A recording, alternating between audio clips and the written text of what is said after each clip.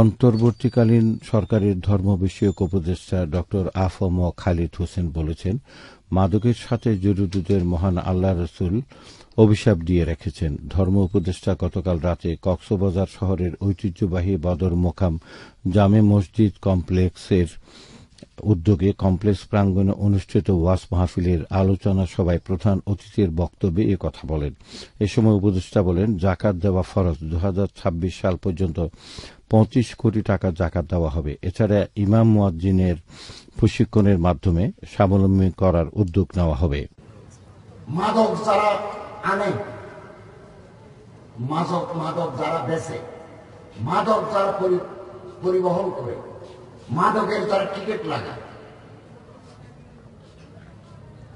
এই প্রতিটি মানুষের উপর আল্লাহ রাসূল সাল্লাল্লাহু আলাইহি ওয়াসাল্লাম অভিশাপ দিয়ে গেছেন।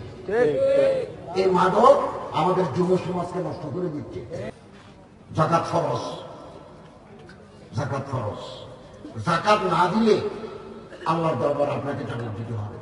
যদি 26 সাল পর্যন্ত থাকি 25 কোটি টাকা বিতরণ। আমরা ইমামদেরকে নিজের পায়ে দাঁড়ানোর জন্য ছোট্ট একটা অ্যামাউন্ট আমরা কর্জে হাসানা দেব, দিচ্ছি।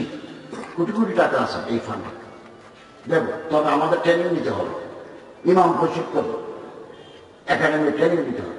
যে সমস্ত ইমাম মুয়াজ্জিন দুর্বল, অসুস্থ হয়ে গেছেন, বিছানায় পড়ে গেছেন, ভালো হওয়ার সুযোগ নাই, বলতে মোট ওনাকে আমরা একটা অনুদান দেব, এই টাকা ফেরত দিতে হবে।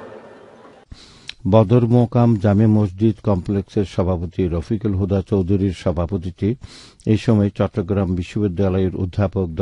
মুফতি হুমায়ুন কবির খালবি, জেলা ইমাম সমিতির সভাপতি, বদর মোকাম জামে মসজিদ কমপ্লেক্সের খতিব মাওলানা কারি আব্দুল খালেক নিজামী সহ জেলার বিভিন্ন মসজিদের ইমাম খতিব সহ ধর্মপ্রাণ মুসল্লিগণ উপস্থিত ছিলেন। পরে দেশ ও জাতির কল্যাণে দোয়া ও মোনাজাত অনুষ্ঠিত হয়।